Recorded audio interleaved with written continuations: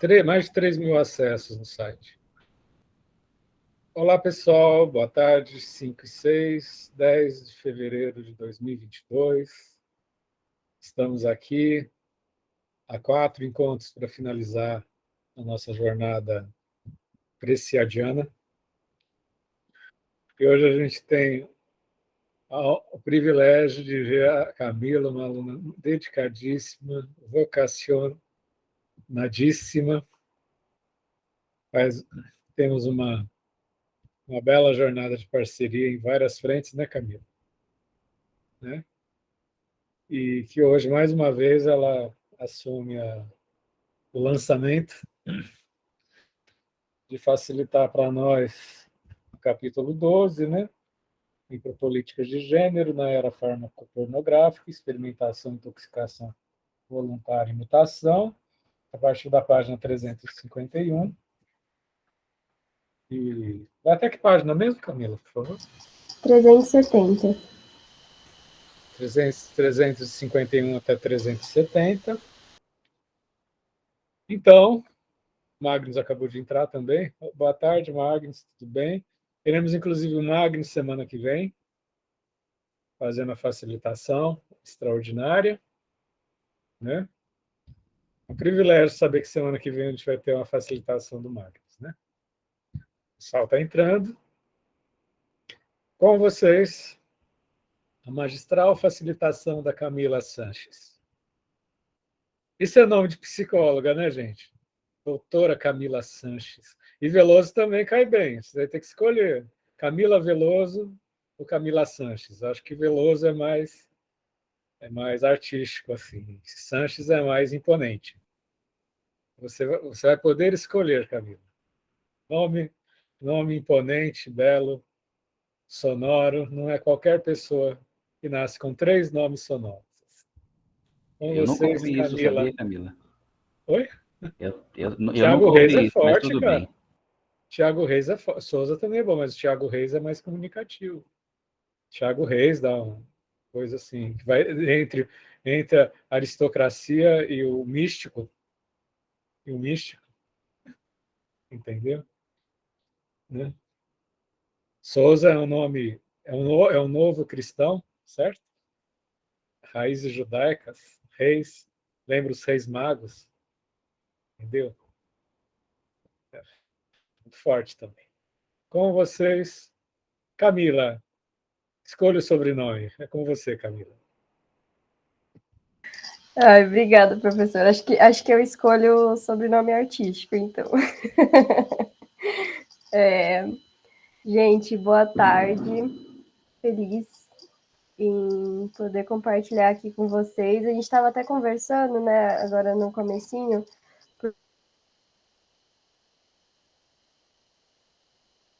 O professor estava falando que a gente está no final de semestre, né, na Unifesp. Travei? Agora voltou. Voltou? Será que é melhor eu trocar na internet? Tá travando? Vou trocar, Tenta então. mais um pouquinho. A gente estava conversando normal. Então. Tá dando pra Pode ouvir. continuar. Travou. Travou. E agora, né? Travou de novo. Eu vou trocar. É melhor trocar. Conversou meia hora, na hora que começou, travou.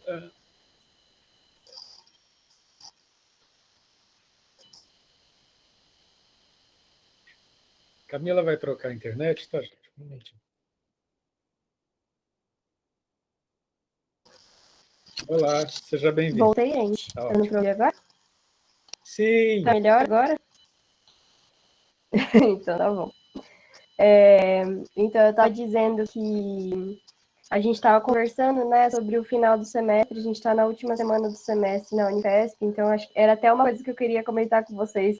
Eu queria ter feito mais coisas, só que como, né, tá nessa correria, eu fiz o que deu para eu fazer, que estava dentro do meu tempo. Mas é um capítulo muito interessante, principalmente a parte final, né, que eu vou falar um pouquinho mais para frente. mas eu acho que a gente podia começar. O capítulo começa com algumas citações, né? Umas citações bem interessantes. E tem uma frase dentro de uma dessas citações que eu achei que fazia todo sentido de forma geral com o livro todo, assim, com todos esses encontros que a gente está tendo, né? Que na citação se diz que eles reivindicam o viver sem obter permissão de ninguém. E eu acho que isso fala muito do livro e fala muito do que vai ser discutido nesse capítulo em específico, né? E aí ele começa com o subtítulo, né, de micropolíticas pós-queer. Ele começa trazendo uma definição que eu achei bem interessante sobre Nova York, dizendo que ao mesmo tempo que era um dos centros do império fármaco-pornográfico, também era o local em que a resistência a essa ordem dominante era gestada, né, ultrapassando várias fronteiras e várias línguas. A forma mais interessante que o Preciado define Nova York, na minha opinião, é como um regime de tradução cultural. E aí é quando ele coloca que só passou verdadeiramente a viver em Nova York quando ele saiu da cidade, né? Quando foi viver em Paris. O que fez bastante sentido, né? Já que pareceu justamente o entendimento desse sentido amplo do lugar. Então, a partir daí, ele começa a falar sobre a década de 90 e todos os avanços nas micropolíticas queer que aconteceu nessa época. Eu também achei interessante que ele já começa a descrever essa década como desencantada e doente, enquanto décadas anteriores, em que não tinham muitos avanços, né, pelo que dá a entender, elas são descritas como décadas muito mais alegres. E aí eu pensei um pouco sobre essa descrição, né, se não vai de encontro com esse cansaço que, em muitos momentos, uma luta tão complexa pode causar, né? Como se tivesse que ter sido tão intensa essa luta que acabou por influenciar o clima de toda uma década, além, claro, das questões de saúde que a gente também já conhece, que foram muito decisivas, né, nessa década. Mas, de todo jeito, essa luta foi e continua sendo essencial. Então, ele segue citando alguns dos atos de resistência, né, dessa década, coloca as ruas como teatralização da raiva política, traz Judith Butler e as novas ideias, né, que ela propõe a respeito da estilização dos corpos, que criam normas de gênero. Também ele cita Donna J. Haraway e Anne Fausto Sterling, questionando a existência dos dois sexos como realidades biológicas. Fala das lutas decoloniais e da emancipação afro-americana, além da ascensão das importantes discussões sobre o feminismo negro, que nasce com vários nomes, entre eles, né, Angela Davis e Bell Hooks. Nessa época também que surgem as primeiras estratégias de ativismo anti-farmacopornográfica, né? Ele coloca que as grandes protagonistas dessas mudanças vão ser o ciclo que é visto como depósito da vitimização feminina, que são as trabalhadoras do sexo, as atrizes pornô e as pessoas que são sexualmente rebeladas.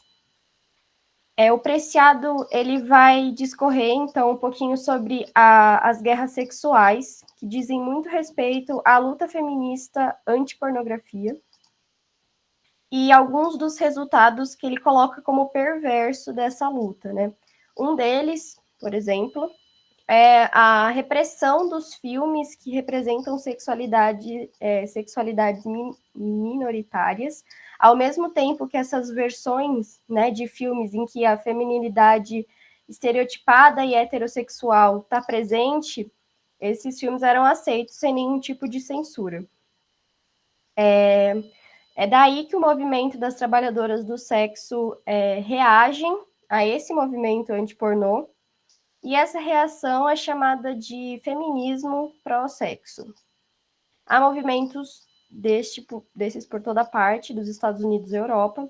As trabalhadoras elas se reuniam para pensar estratégias e como forma de resistência também. Então, a partir desse feminismo pós-pornô, o Preciado apresenta uma questão que é controvérsia, né? Em meio ao movimento antifarmacopornográfico, vão ser instauradas práticas bastante características do império farmacopornográfico, né? Como, por exemplo, o processo de comercialização que a palavra queer vai receber depois de todos esses processos. Então, nesse sentido, ele coloca que a gente corre o risco de transformar esse termo em uma descrição de uma identidade dentro do mercado neoliberal, o que vai gerar novas exclusões, escondendo diversas opressões que, na verdade, esse termo ele trazia à tona, né? Também traz que o termo queer perdeu muito do seu poder subversivo e não pode mais servir como termo que reúne as estratégias de resistência às categorias de gênero e normatização da sexualidade, nem na resistência da indústria que coloca, da industrialização que coloca o corpo como produto. Ele define o movimento que a gente vive como uma espécie de idade média cyberpunk, gótica, do império da bioinformação. Muitos termos juntos. E ele finaliza essa definição com uma frase que fez muito sentido para mim, né? Ele diz que esse império se baseia em novos slogans, como consuma e morra, tenha orgasmos e faça guerra. E aí ele diz que não se deve esquecer de continuar a consumir e gozar até a sua morte. Que esse é o fundamento desse novo império, né? E aí ele também coloca que quando ele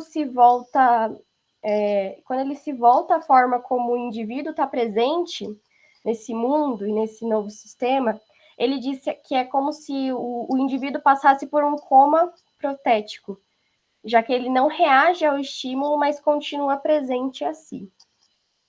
E aí, então, o Preciado passa para um segundo subtítulo, que chama Política Snuff, acho que é assim que fala.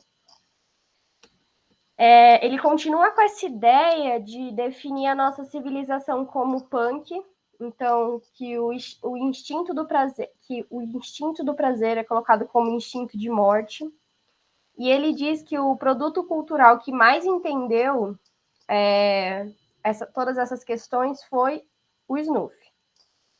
Ele define o snuff como filmar a representação da morte ao vivo do jeito que acontece, tornar a morte visível, né? Transformá-la em uma representação pública e comercializável.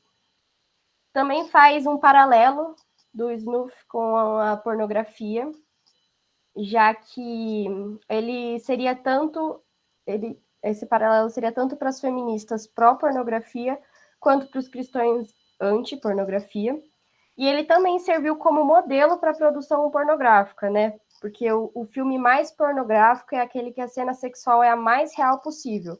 E a mesma coisa com o snuff. Então, o filme mais caracterizado como snuff é aquele que o crime se aproxima ao máximo da realidade, a morte, né? Achei muito, muito interessante quando o autor traz que a política também se tornou snuff, né?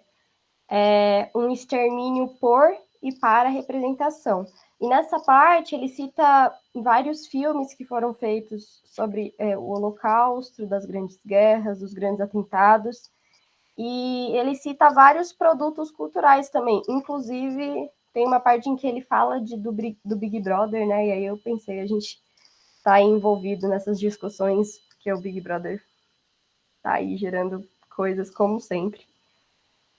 E ele cita isso nessa parte. Também fala que a característica do momento tecnopunk é a política snuff. Então, tirar tudo da vida até o ponto de filmar a sua morte. Então, fala também sobre difundir essa gravação, né, enviar ao vivo por meio da internet, torná-la permanente e global, né? Justamente por conta dessa divulgação na rede. Coloca sobre o futuro do planeta, né, um pouquinho, fala que quando a gente se volta a falar do futuro do planeta, o Preciado, ele cita de novo a dona Jay Haraway, que diz que a gente deve fugir de 2 movimentos, a parte eu achei bem interessante também, que ela fala que é a tentação messiânica e a tentação apocalíptica. Então, a tentação, né, de achar que algo vai salvar a gente, e a ideia fixa de que a gente está condenado a um fim muito próximo. E aí uma das falas da teórica é que a gente deveríamos aprender a viver sem os rígidos discursos da história da salvação. Eu achei isso bem forte, né? Aí um terceiro subtítulo, que é o último, né? É o princípio da autocobaia. Essa parte eu achei muito interessante. Acho que é a parte que eu achei mais interessante, assim, de ler. Ele traz o princípio da autocobaia, dizendo que a melhor forma do movimento transfeminista encarar toda essa realidade que ele citou nos subtítulos anteriores é a de tornar seu próprio corpo em laboratório de sujeitos. Ele continua falando sobre como as inovações teórico-políticas produzidas nos últimos 40 anos pelo feminismo, pelo movimento da libertação negra, pelo movimento queer e trans, pode ser, em contextos de guerra, né, facilmente apagados, como aconteceu em vários momentos em que ele cita até. Então, ele diz que aquilo que precisa ser feito, né, para evitar esse extermínio é a experimentação coletiva da teoria. Então, transformar em práticas físicas, em modos de vida, né, em forma de convivência. Ele traz essa questão de que até o século XVIII era liberado a autoexperimentação nos cientistas como forma de autointoxicação voluntária, né? E em busca dessa objetividade, o sujeito do saber científico ele vai se afastar, né? Vai buscar de pouco em pouco gerar um conhecimento exterior a si, livrando o próprio corpo da autoexperimentação.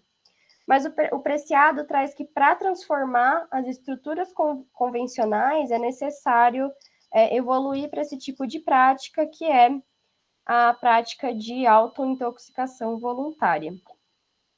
Ele finaliza de um jeito bem interessante, finaliza a minha parte, né? De um jeito bem interessante. Ele diz que a urgência do movimento transfeminista tem uma urgência do movimento transfeminista de usar seus próprios corpos como plataformas biopolíticas, então resistindo ao controle dos laboratórios e corporações farmacêuticas, as instituições médicas legais, sobre as questões de gênero. Então, ele chama de comunismo tecnossomático essa busca por recuperar o direito, né, a participar das ficções biopolíticas, de arrancar os biocódigos de mãos particulares. Então, ele finaliza dizendo, e eu achei essa frase incrível, assim, que quem quiser ser sujeito político, que comece por ser rato de seu próprio laboratório. Eu fiquei muito tempo pensando sobre ela, na verdade. E acho que era mais ou menos isso que eu separei aqui para falar sobre essa parte do capítulo. Achei um capítulo muito bom, cheio de referências, cheio de questões. Acho que seria bem legal a gente conversar agora. Bom, Camila, queria agradecer em nome do coletivo, pois daqui para frente, esse capítulo em diante, a impressão que eu tenho, o final do livro é mais reflexivo, é menos assim conceitual, entendeu? Tem a minha impressão, né? É mais livre, né? Assim, mais solto. Você conseguiu, né? Elevar essa soltura, né? Elevar essa soltura. E é a clara força de um livro que tem um lado de descrição de vida, né, da experiência da humanização, junta com essa com essa ideologia da autointoxicação voluntária, né?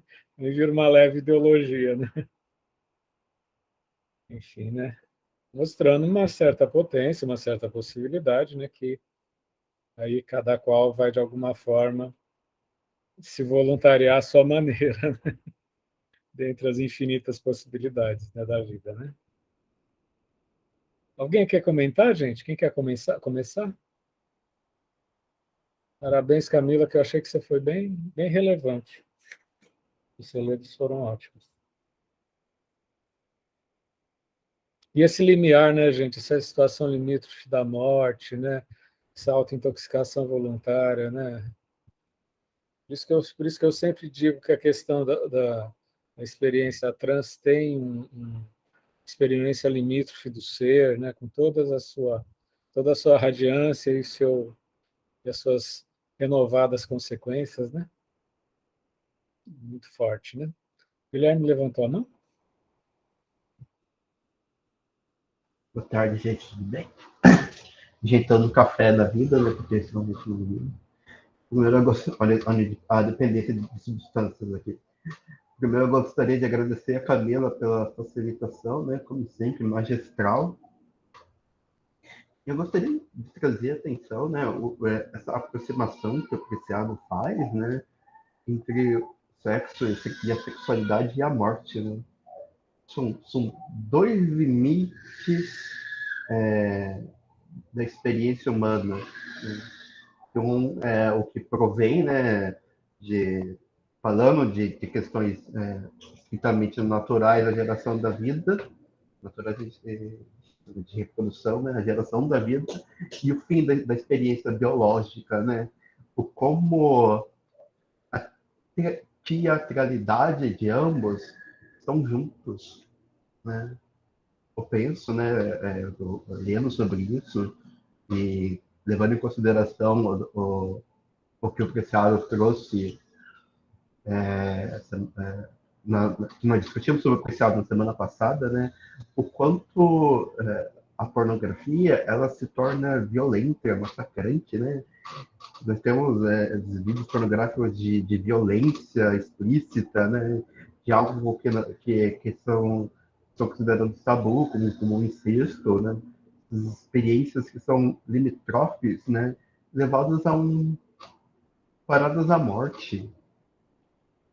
Parece que então, né, o tempo que a gente passa vivo se torna então um teatro para os outros, uma apresentação, né?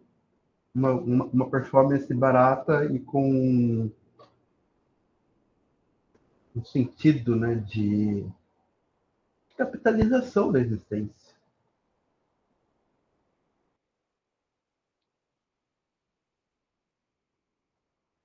E é de uma maneira tão produtiva, né, Guilherme? Né? Porque o discurso, por exemplo, da psicanálise fala em Thanos, instinto de morte e tudo, mas aqui é produção de subjetividade, né? Diferente, né? Uma outra é como possibilidade derradeira, mas é possibilidade. Né?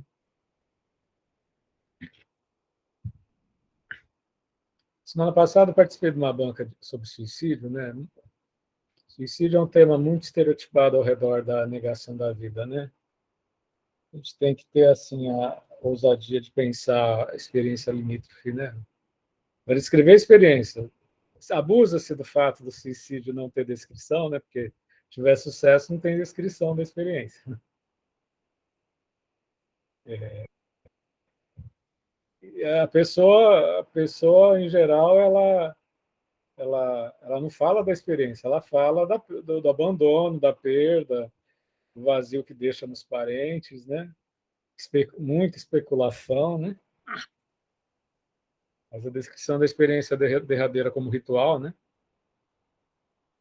Acho que em algum momento isso ressoa no Preciado no sentido dessa auto-intoxicação voluntária como uma sese, né? E a gente, desde a modernidade, a gente não está acostumado com isso. Né? As asceses são sempre descrições da vida, né? Essa intoxicação voluntária ou esse discurso da mortificação, né? É algo assim que eu acho que é meio contemporâneo, assim, não? Assim, dessa forma. Né? Claro que a morte sempre sombreou a filosofia, né? Mas a gente vê na contemporaneidade esses discursos da experiência limítrofe. Né? Mais alguém quer comentar, pessoal? Vocês estão percebendo, a gente está chegando no fim do livro, acho que o livro está ficando mais espontâneo e os nossos encontros estão ficando mais portáteis. Certo? Quando a gente retomar o Heidegger, eu acho que não vai ser assim, não. E, ao mesmo tempo, o livro é muito grande, entendeu? Deixar para um facilitador 40 páginas, eu fiz um roteiro que era 20, né? Só que o conteúdo está mais solto, né? Mais alguém quer comentar alguma coisa, pessoal? Lembrando que no último dia a gente vai ter análise de um texto iconoclasta, que é Eu Sou o Monstro que Vos Fala, né? Guilherme vai fechar com chave de ouro nossa jornada. Semana que vem a gente tem o Magnus. Depois a gente tem a Dani. Só a gente top.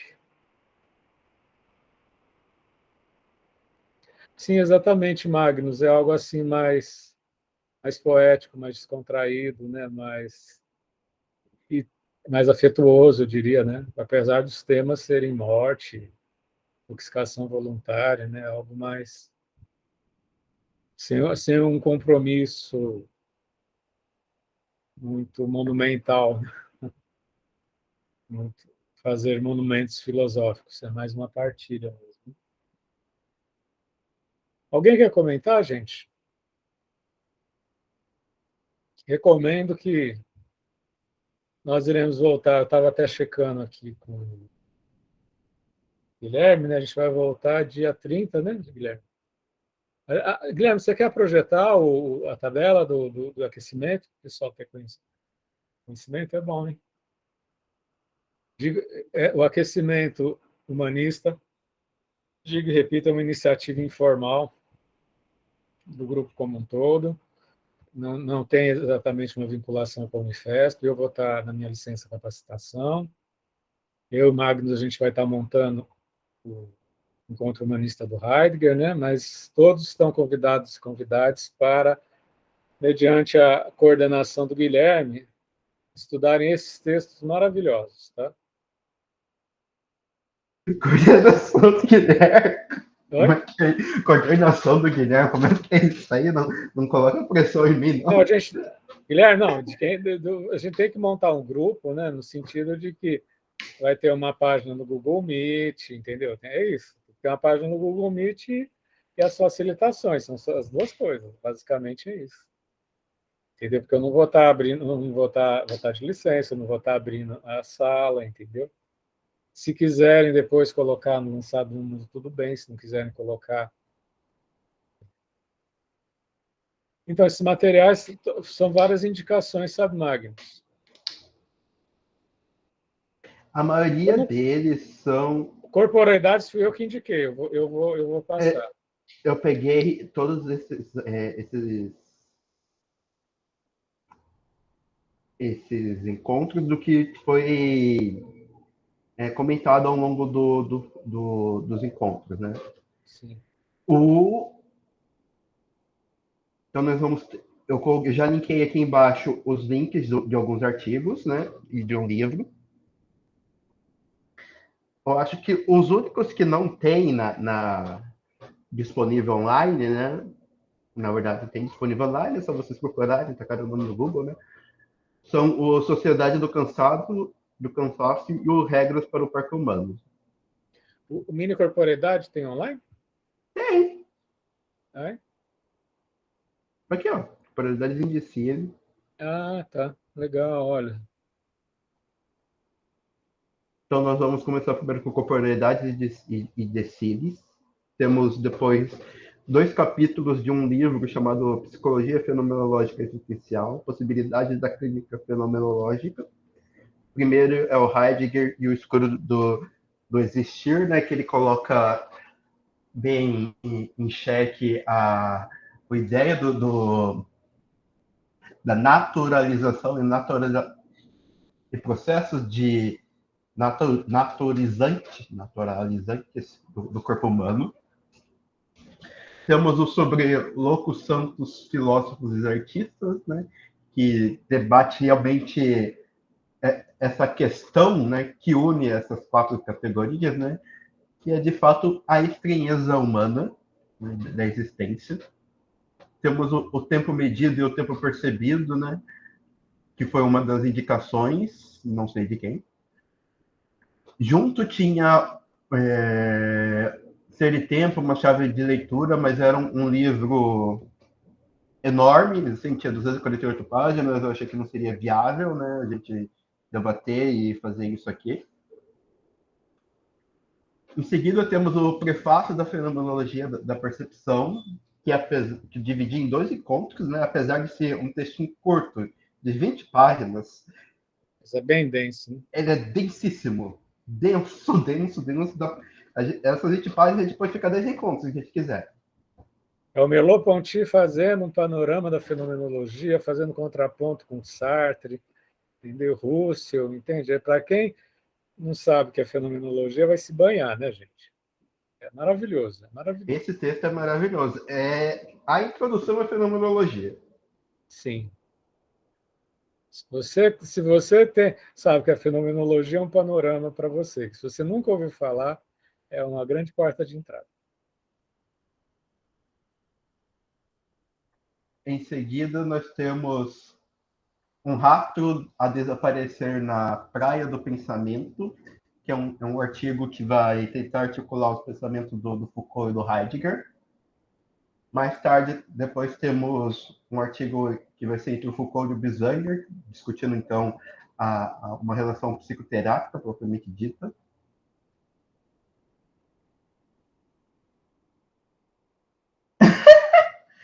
Olha, nesse país, qualquer coisa é uma salva. É uma sauna. Isso é uma sauna.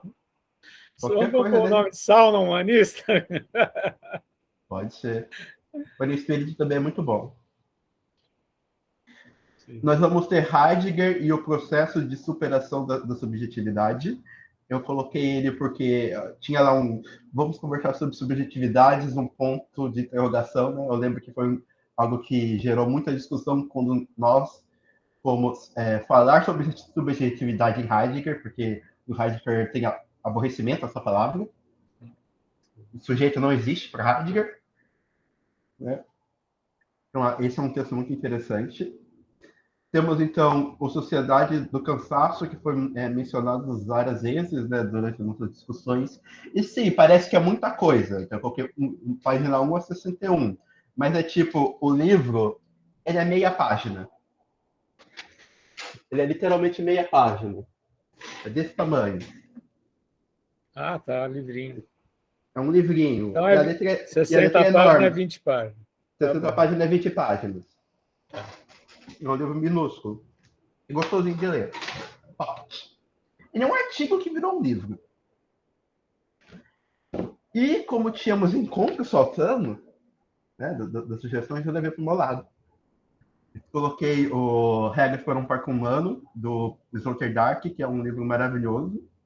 Aproveitando que nós estamos saindo, então, do Preciado, né, falando da manipulação do corpo, o Regras para o Parque Humano, ele quer discutir exatamente a questão do transhumanismo, né? O que nós vamos fazer com os nossos corpos e com a nossa vida daqui para frente, sendo que a tecnologia nos permite. E, por fim, temos Foucault e Heidegger numa discussão sobre ética, que também foi algo que perpassou nossos encontros. Ô, Magnus, a gente vai montar o curso do Heidegger, certo? Como a gente já montou o ano passado. Eu estou voltando dia 5 de junho, vou ter um período de recituar, eu já volto dando aula, enfim, vai ser meio puxado. O grupo tinha dito para eu voltar dia 30 de junho para eu poder me aterrar um pouco. Foi o grupo que propôs. É 9 de junho, o último dia. Magnus, você acha que a gente deve começar o Heidegger 23 ou 30? Estou pensando, antes de ir para a França, a gente já ter feito a programação do Heidegger, entendeu? O que você acha melhor? Que a gente faz o aquecimento até dia 9, dá uns 15 dias. Estou pensando em 23, para não perder o aquecimento. Eu acho que 30, ao contrário, porque 23 é véspera de São João, e eu sou nordestino, vou ter que dançar uma quadrilha. Faz 2 anos que eu não faço nada de forró.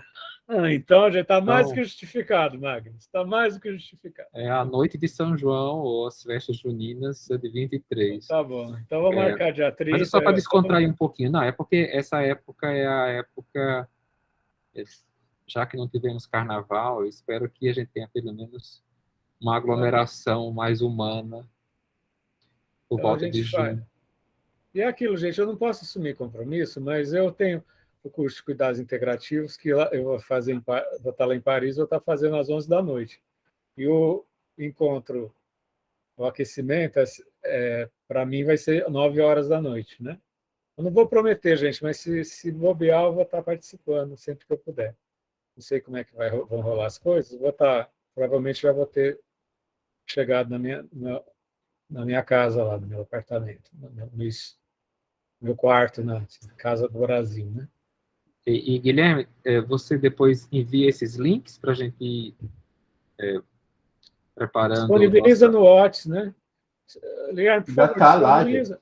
Já está? Já está lá, e para as pessoas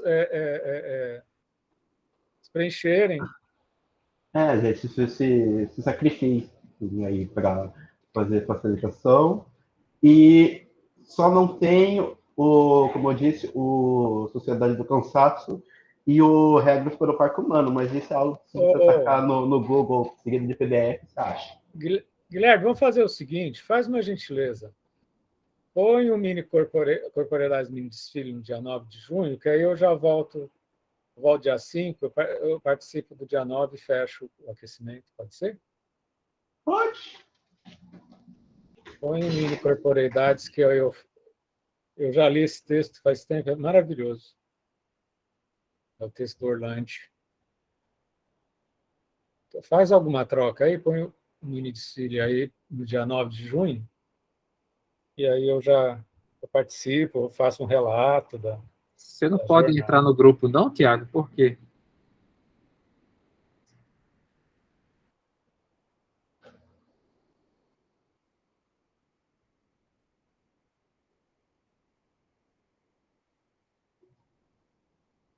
E já pode pôr meu nome lá, facilitador. Fernando do que mesmo? Fernando Silveira. Do WhatsApp, sim. É só mandar. Não sei, eu posso mandar o link do grupo. Poderia ter alguém, gente, a gente vai conversando. Poderia ter alguém que fizesse a monitoria para o Guilherme, enfim, que ajudasse a abrir a sala, se quiser gravar. Bom, Guilherme! Alguém fazer a monitoria para ele, alguém dar um suporte, entendeu? Eu não posso me comprometer de estar todo dia, que eu não sei o que vai acontecer comigo. Mas, enfim. A gente vai conversando. A gente tem 3 semanas, né, Guilherme? Queria agradecer a iniciativa do Guilherme. Esse quadro foi montado, tinha feito só esqueleto. Quem montou tudo isso, quem achou os links, foi tudo Guilherme. É uma pessoa extraordinária, né? Continue assim. Enfim. Então, gente, vamos conversando no WhatsApp sobre o preenchimento. Fernando, manda o link do grupo do WhatsApp para o Thiago. O Thiago não está? Acredito.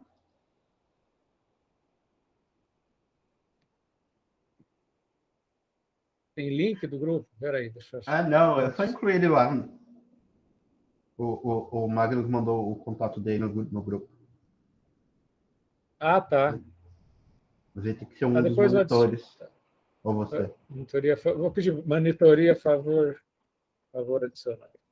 Então, aguarda, a monitoria, esse semestre, gente, eles estão tendo supervisão de estágio bem na hora do encontro, tá? Mas eles estão fazendo todos os bastidores, tá?